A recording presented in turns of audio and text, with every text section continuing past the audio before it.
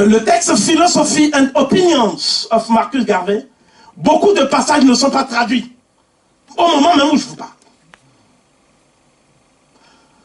Nos frères Rastafari ont la mémoire de Garvey. C'est eux qui ont conservé la mémoire. Ils sont dans la salle.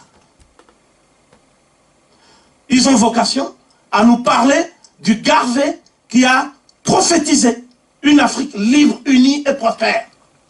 À partir de l'Éthiopie. C'est vrai, c'était certain.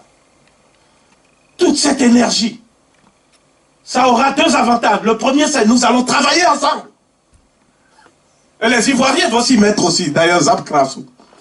Hein? Nous allons travailler ensemble en disant, voici le documentaire. On va aller à Londres, voir la maison où il est décédé, en 1940. On va interviewer son fils. On va interviewer les frères Rasta. On va interviewer les garvéristes des États-Unis. On va interviewer tous ces gens. Et on fait un documentaire même de 4 heures, en plusieurs épisodes. On dit que c'est Afrocentricity, France qui a fait. On ne dit même pas la maison des Kémites pour qu'on dise que c'est encore Rek Mireille qui veut prendre ça. Moi je propose, vous vous disposez. Bon alors, donc, je voudrais terminer en disant ceci. Marcus Garvey a mené au départ seul le combat le plus ardu qu'un homme puisse mener. C'est faire en sorte que le peuple qui a été civilisateur de l'humanité et dont la déchéance abyssale l'a conduit à devenir le paria de l'humanité, ce peuple se relève encore pour sortir l'humanité de la barbarie. Ça, c'est un combat exceptionnel. Marcus Garvey a mené ce combat et il a gagné. Il a mené seul au départ. Et ils étaient 8 ensuite. À partir des 8 là, ils sont devenus 6 millions.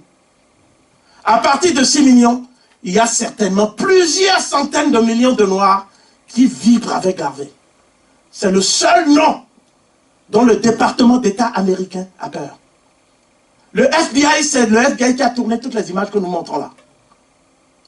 Le FBI tournait les images parce qu'on voyait des Noirs disciplinés sous un même drapeau, avec des gens qui étaient des soldats. Il y avait des infirmières. Tout le monde sortait pour la parade, la convention, ça s'appelait. J'ai un rêve. Moi, je ne suis pas Luther King. Pas Luther King. Ce rêve, c'est le suivant. Qu'un jour, parce qu'avec tout ce qu'ils ont fait là, l'Holocauste noir dont je vais parler là, et j'invite tout le monde à venir.